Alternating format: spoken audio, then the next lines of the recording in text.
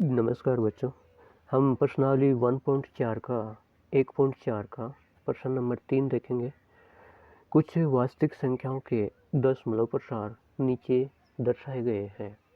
प्रत्येक स्थिति के लिए निर्धारित कीजिए कि यह संख्या परिमेय संख्या है या नहीं। यदि यह परिमेय संख्या है और p/q के रूप की है तो q के अभाज्य गुणनखंड के बारे में आप क्या कह सकते हैं। मतलब इसमें करना क्या है, सबसे पहले तो आपको ये बताना है कि जो दी गई संख्या है वो परिमेय है या नहीं है। अगर परिमेय संख्या है तो p/q के रूप की होगी, और अगर परिमेय संख्या है तो जो उसका हर है q, उसके अभाज्य गुणनखंड करो और उसके बारे में आप क्या लिखोगे वो बात लिखो। तो देखो पहला प्रश्न 43.1 से लेकर 9 तक की संख्याएं हैं। 1 2 3 4 5 6 7 8 9। तो इसको हम लिख सकते हैं, इस पॉइंट को हटाना है तो पूरी को पॉइंट हटा के लिख लेते हैं 43 1 2 3 4 5 6 7 8 9 लिख दिया। अब पॉइंट के बाद में कितने अंक हैं, 1 से लेकर के 9 तक है, 9 अंक है। तो जब पॉइंट हटाते हैं तो नीचे 9 जीरो लगा देंगे। 1 2 3 4 5 6 7 8 9। तो 10 9 जीरो है, तो इसका मतलब क्या होता है, ऊपर वाला तो ऐसा का ऐसा लिख दिया, नीचे 10 की घात 9 लिख दिया। अब 10 के अगर हम अभाज्य गुणनखंड करते हैं तो 2 गुना 5 कितना होता है 10, और ब्रैकेट के ऊपर घात कितनी है 9। तो ये घात 2 के ऊपर भी 9 है और 5 के ऊपर भी 9 है, तो अलग अलग लिख लो, 2 की घात 9 और 5 की घात 9। हमने एक परिभाषा पढ़ी थी कि जब किसी हर का अभाज्य गुणनखंड करते हैं तो अभाज्य गुणनखंड में 2 और 5 आता है, इसके अलावा कुछ भी नहीं आता है, तो उसका दशमलव प्रसार शांत होता है। तो इस बात को लिख दो, इस संख्या का दशमलव प्रसार शांत है,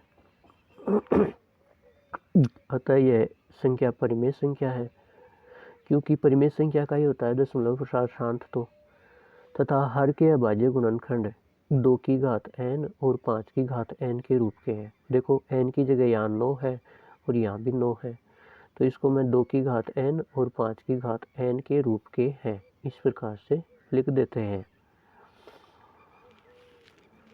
पहले पॉइंट हटाया हमने, फिर 10 की घात 9 लिखा, फिर 10 के गुणनखंड किए, फिर इनको अलग अलग लिखा, फिर हर के अभाज्य गुणनखंड में 2 और 5 के अलावा और कोई गुणनखंड नहीं है, तो इसका दशमलव प्रसार शांत है, तो यह परिमेय संख्या है और हर के अभाज्य गुणनखंड 2 की घात n और 5 की घात n के रूप के हैं।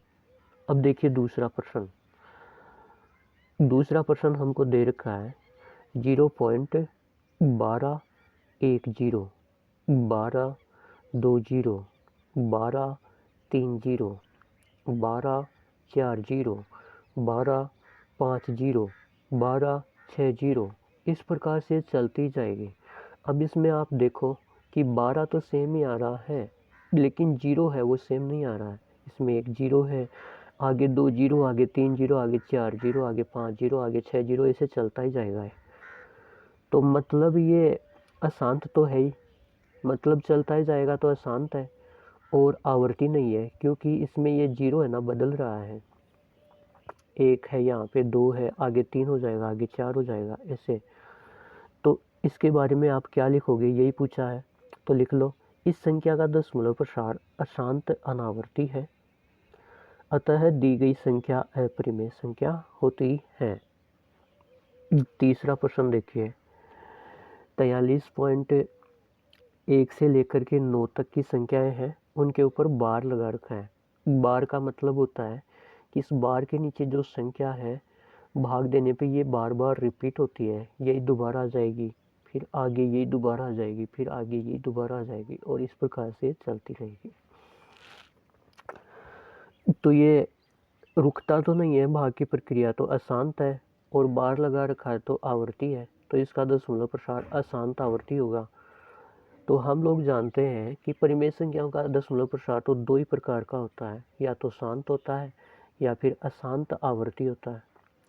तो इसके ऊपर बार लगा रखा है, ये जो भागफल है ये बार बार पुनरावृत्ति हो रही है, तो हम लिख देंगे कि यह संख्या अशांत आवर्ती है, अतः दी गई संख्या परिमेय संख्या है।